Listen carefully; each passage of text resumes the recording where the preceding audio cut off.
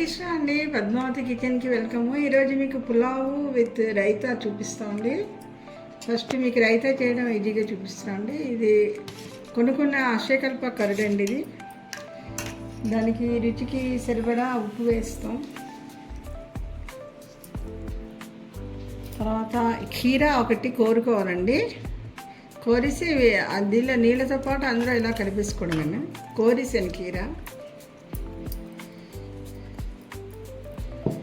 అలాగే కొంచెం కొత్తిమీర కట్ చేసి వేస్తామండి. అంతే, రైతా రెడీ.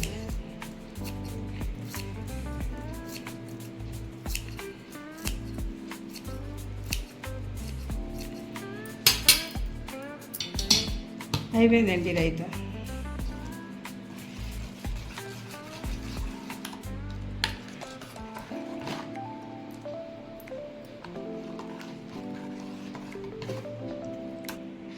ఇష్టమైతే ఒక పచ్చిమిర్చి కూడా మీరు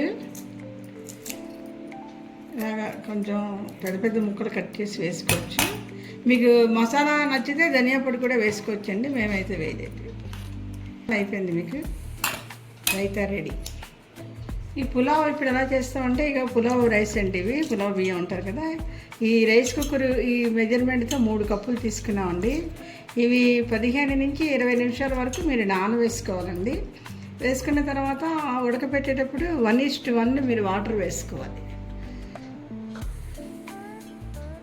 దీనికి కావాల్సిన కూరలు అండి ఇవన్నీ. బీన్స్ ఒక 2 పొటాటోలు అండి, అలాగే కొంచెం కాలీఫ్లవర్, గ్రీన్ మటర్, ఒక క్యారెట్, క్యాప్సికమ్ హాఫ్ అండి. ఇవన్నీ కూడా కొంచెం నెయ్యి కానీ నూనె కానీ వేసి కుక్కర్లోనే ఫ్రై చేస్తాం. ఫస్ట్ ఈ మసాలా కూడా వేసేటప్పుడు జీరా, ఇలాచి, మిరియాల 3, లవంగం, మరాఠీ మొగ్గ, దాల్చిన చెక్క, అల్లం ముక్కలు, 2 పచ్చిమిర్చి, ఇది తేజపత్తి, ఇవన్నీ కూడా ముందర నెయ్యిలో వేచిస్తాం. వేచేసిన తర్వాత కొంచెం నెయ్యి కానీ నూనె కానీ వేసి ఈ కూరలన్నీ వేయిస్తాం.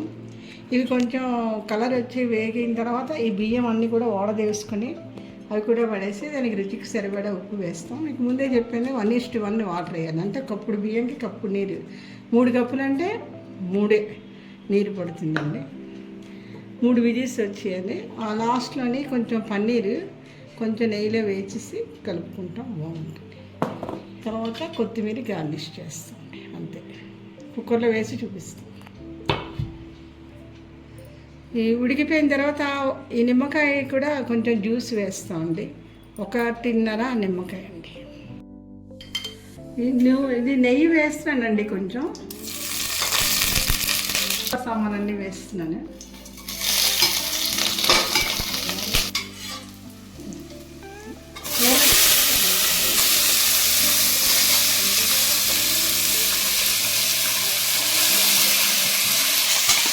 ఇది కొంచెం సేపు వేగాలండి, ఒక 2 to 5 minutes. ఇంకోటి బియ్యం వేసిస్తానండి.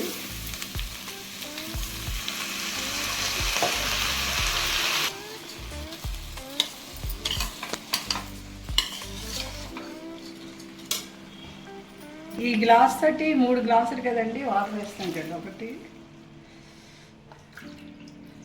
2, 3, మరి కొంచెం వేస్తున్నామండి. మరొక 1/2 గ్లాసుకి ఒక విసిరి వేస్తున్నాం, అంటే కూరలు ఉన్నాయి కదా అనేసి. లేనిది చూసుకొని మరి కొంచెం స్ప్రింకిల్ చేస్తే అయిపోతుంది. దీనికి రుచికి సరిపడా ఉప్పు వేస్తాం.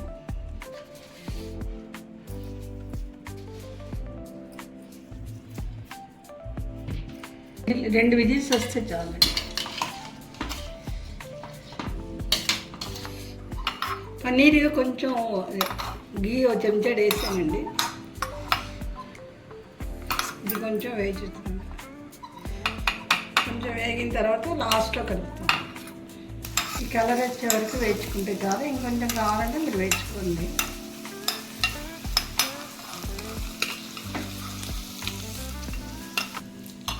కొంచెం జీడిపప్పు కూడా వేస్తున్నాము.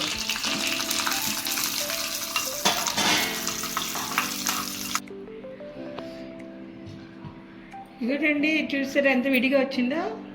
పులావ్ రెండు విజిల్స్ ఉంచామండి. ఇక చూడండి ఎంత బాగా వచ్చిందో.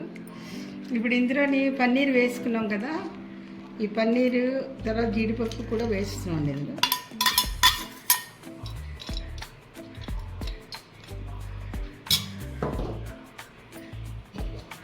అలాగే కొంచెం నిమ్మరసం వేస్తున్నాను.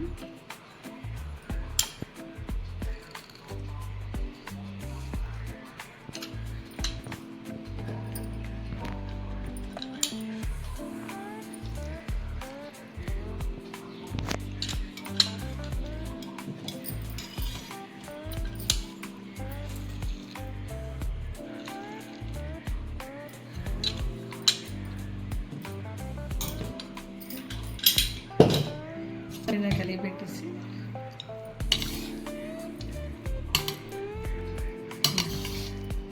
ఇలా కొంచెం కింద మీద కలిగి పెట్టేసుకున్న తర్వాత కొత్తిమీర కొంచెం గార్నిష్కి వేస్తాను.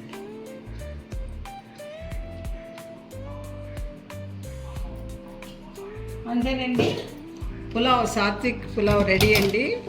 క్షణంలో అయిపోయింది విత్ రైతా.